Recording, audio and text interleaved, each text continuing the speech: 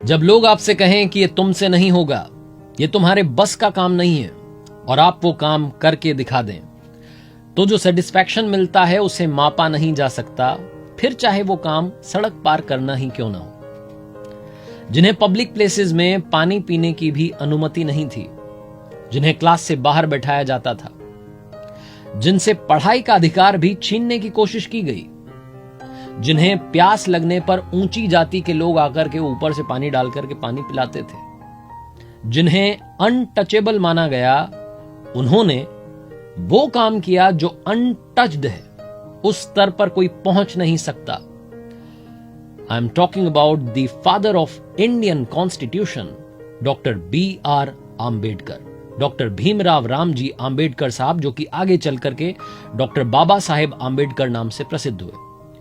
बचपन में इनके एक टीचर थे महादेव आंबेडकर साहब, जो कि अंबावडे गांव के रहने वाले थे, और बाबा साहेब से उनका खास लगाव था। उनके कहने पर बाबा साहेब ने अपना जो सरनेम था सकपाल वो हटा करके आंबेडकर लगा लिया।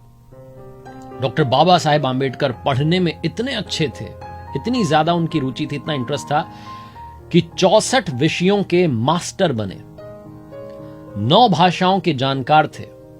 लंदन स्कूल ऑफ इकोनॉमिक्स से जो कोर्स 8 साल में कंप्लीट होता है, उसे 2 साल 3 महीने में उन्होंने पूरा कर लिया था, क्योंकि रोजाना 21-21 घंटे तक पढ़ाई करते थे।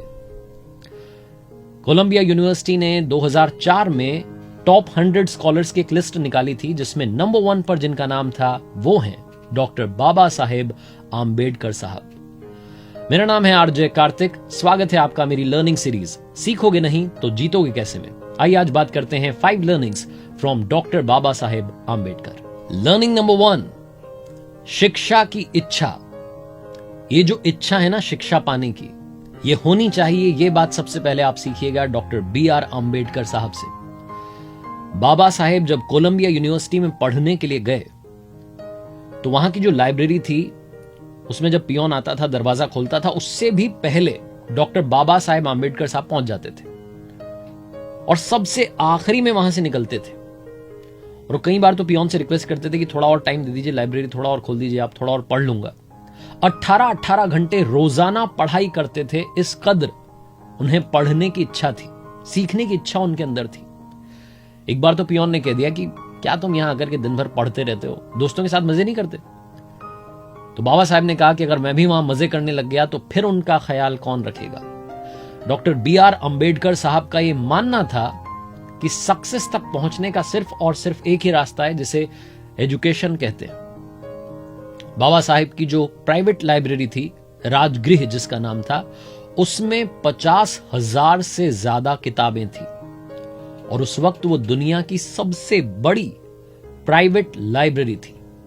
तो सबसे पहली लर्निंग जो डॉक्टर बाबा साहेब आंबेडकर साहब से मिलती है वो ये है कि पढ़ते रहिए, सीखते रहिए, क्योंकि सीखेंगे तभी आप जीतेंगे। यही बात मैं यहां कहता हूं कि सीखोगे नहीं तो जीतोगे कैसे।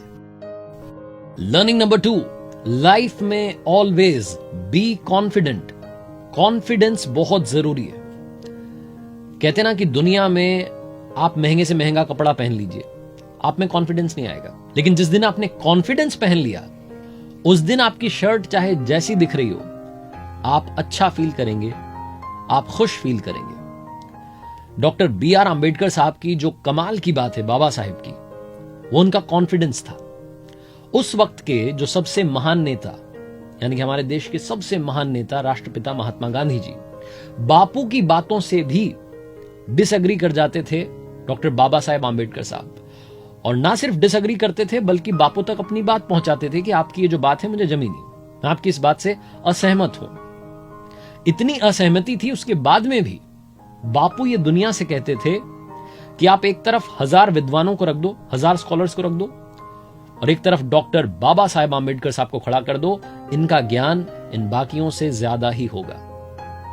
और आप समझिएगा कि इस कदर असहमति थी, बात बीच बीच में नहीं बन पाती थी, तब भी महात्मा गांधी जी ने ही, जब देश की पहली कैबिनेट बन रही थी स्वतंत्र भारत की, तो उसमें कानून मंत्री के लिए डॉक्टर बाबा साहेब आंबेडकर का नाम बापू ने सुझाया था, और डॉक्टर बाबा साहेब आंबेडकर ने देश के पहले कानून मंत्री के रूप में शपथ ली थी। यह सारा कमाल था उनके कॉन्फिडेंस का। लर्निंग नंबर 3, जिंदगी में सिर्फ अपना मत सोचिए, समाज का भी सोचिए। रिस्पॉन्सिबिलिटी आपकी समाज के लिए भी बनती है। यही सिखाते हैं डॉक्टर बाबा साहेब आम्बेडकर साहब, जिनकी कमाल की बात यह रही कि जब उन्हें जिम्मेदारी सौंपी गई कि आपको इंडियन कॉन्स्टिट्यूशन लिखना है, तो उन्होंने दुनिया के 60 देशों के कॉन्स्टिट्यूशन की पढ़ाई की, अध्ययन किया। उसके बाद में भारत का संविधान जो है उसका निर्माण किया, और उसमें ध्यान रखा गया कि सबको बराबरी का हक मिले, क्योंकि डॉक्टर बाबा साहेब आम्बेडकर साहब वो थे जिनसे बचपन में पढ़ाई का हक छीना गया, जिन्हें ऊंची जाति का आदमी आकर के ऊपर से पानी पिलाता था, ऊपर से पानी डालता था। तो उन्होंने वो सारी समस्याएं, सारी कठिनाइयों को पास से, करीब से देखा था, महसूस किया था, जिया था। इसलिए वो चाहते थे कि हिंदुस्तान के हर उस आदमी को हर वो अधिकार मिले जो बाकियों के लिए है। इसी बात को ध्यान में रख करके समाज के निचले से निचले स्तर पर भी जो आदमी खड़ा है, जो सबसे आखिरी में लाइन में खड़ा है, उस तक भी सारी सुविधाएं पहुंचे, इस बात को ध्यान में रखकर भारत के संविधान का निर्माण किया गया। लर्निंग नंबर 4, जिंदगी लंबी नहीं होनी चाहिए, महान होनी चाहिए। यह कहा था डॉक्टर बाबा साहेब आम्बेडकर साहब ने। और ये बात अगर आप ध्यान से समझेंगे तो बहुत सारे लोग इस बात पर ध्यान देते हैं कि अभी तो इतने साल बाकी हैं जिंदगी के, अभी तो इतना टाइम बाकी है, मेरे पास बहुत टाइम है। ये बहुत टाइम नहीं है। जिंदगी कितनी लंबी है इस पर ध्यान देना बंद कर दीजिए। आप जिंदगी जी कैसे रहे हैं इस पर ध्यान देना शुरू कीजिए। जिंदगी का पर्पस होना चाहिए, और डॉक्टर बाबा साहेब आम्बेडकर जी का पर्पस था कि समाज के हर आदमी को बराबरी का हक मिले। जो हक उनसे छीना गया, उनसे पढ़ने का हक छीना गया, क्लास के बाहर बैठाया गया, पानी पीने तक का अधिकार उन्हें नहीं था, उन्होंने कोशिश की कि वो पढ़ाई करें, उस पढ़ाई के दम पर इस सिस्टम को बदलें। और सबसे बड़ी बात, उन्होंने बदला भी। उन्हें नहीं मालूम था कि वो आगे चलकर के इंडियन कॉन्स्टिट्यूशन लिखेंगे या देश के पहले कानून मंत्री बनेंगे, लेकिन जो काम वो अच्छे से कर सकते थे उन्होंने किया, ज्ञान प्राप्त किया, और उस ज्ञान से, उस एजुकेशन से सिस्टम को बदलने की कोशिश की, और वो काम करके दिखाया। इसलिए लाइफ कितनी लंबी है इस पर ध्यान देना बंद कीजिए। लाइफ आप कैसे जी रहे हैं, आपका पर्पस क्या है, उस पर ध्यान देना शुरू कीजिए। लर्निंग नंबर 5, आखिरी लर्निंग जो हमें डॉक्टर BR आम्बेडकर साहब से लेनी चाहिए, वो है विजनरी होना। जिंदगी में विजन होना चाहिए। डॉक्टर बाबा साहेब आम्बेडकर साहब ने आज से 100 साल पहले विमेन एम्पावरमेंट की बात की थी। उन्होंने मटर्निटी लीव्स की बात की थी, मटर्निटी बेनिफिट्स की बात की थी, तब जबकि महिलाओं के अधिकारों के बारे में बात भी नहीं हो रही थी। उन्होंने कहा था कि मजदूरों को 8 घंटे ही फैक्ट्रीज में काम करना चाहिए, वरना पहले 10-10, 12-12, 14-14 घंटे मजदूर काम कर रहे थे। सबके अधिकारों के बारे में सोचने वाले थे डॉक्टर बाबा साहेब आम्बेडकर जी। और उन्होंने मध्य प्रदेश और बिहार के बारे में भी कहा था कि इनके डिवीजन होने चाहिए। तब उनकी सुनी नहीं गई। बाद में 2000 में छत्तीसगढ़ और झारखंड बने, तब सुन ली गई होती तो शायद तभी डिवीजन हो जाता। जिंदगी में सिर्फ आज का मत सोचिए, कल में मत रहिए, आने वाले कल की भी तैयारी कीजिए। यही सिखाते हैं डॉक्टर बाबा साहेब आम्बेडकर जी। और जाते जाते बात आसमान और समंदर की। डॉक्टर बाबा साहेब आम्बेडकर साहब ने कहा कि जिस तरीके से पानी की बूंद समंदर में गिरती है तो समंदर बन जाती है, वैसे इंसान के साथ नहीं होना चाहिए कि इंसान समाज में मिला तो समाज बन गया। इंसान को अपने डेवलपमेंट के लिए भी काम करते रहना चाहिए।